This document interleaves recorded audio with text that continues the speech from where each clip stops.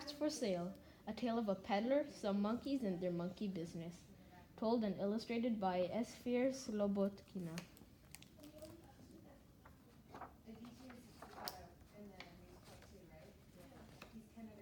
Once there was a peddler who sold caps, but he was not like an ordinary peddler carrying his wares on his back.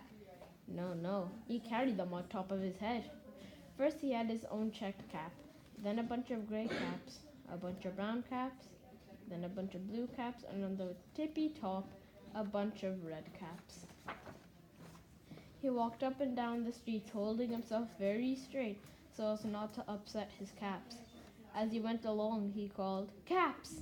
Caps for sale! 50 cents a cap!" One morning, he couldn't sell any caps.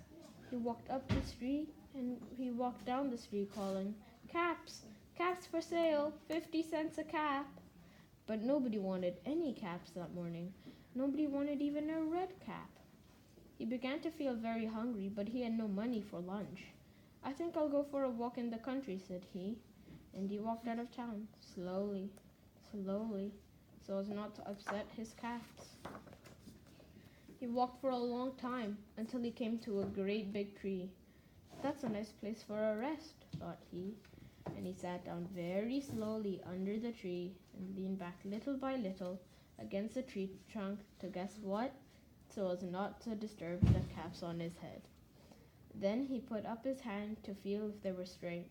First his own checked cap, the gray caps, the brown caps, the blue caps, then the red caps on the very top.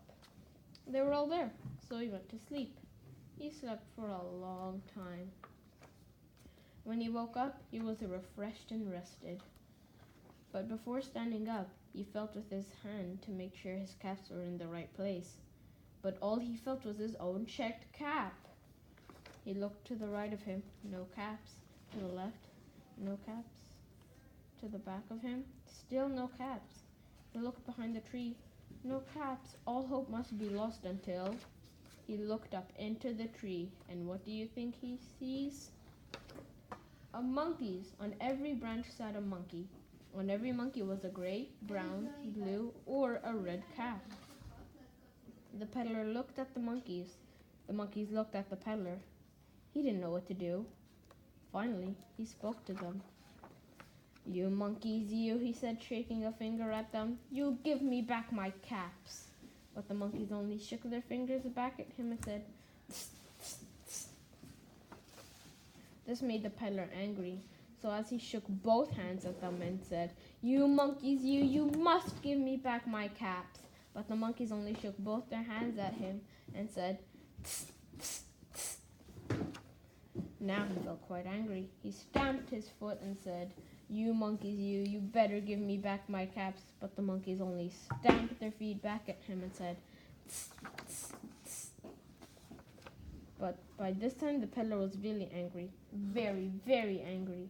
He stamped both feet and shouted, "You monkeys, you must give me back my caps." But the monkeys only stamped both their feet back at him and said, "Tss, tss, tss." At last he became so angry that he pulled off his own cap, threw it on the ground, and began to walk away. But then each monkey pulled off his cap, and all the gray caps, all the brown caps, all the blue caps, all the red caps came flying down out of the tree. So the peddler picked up his caps, put them back on his head, first on his own checked cap, then the gray caps, then the brown caps, the blue caps, and then the red caps on the tippy top.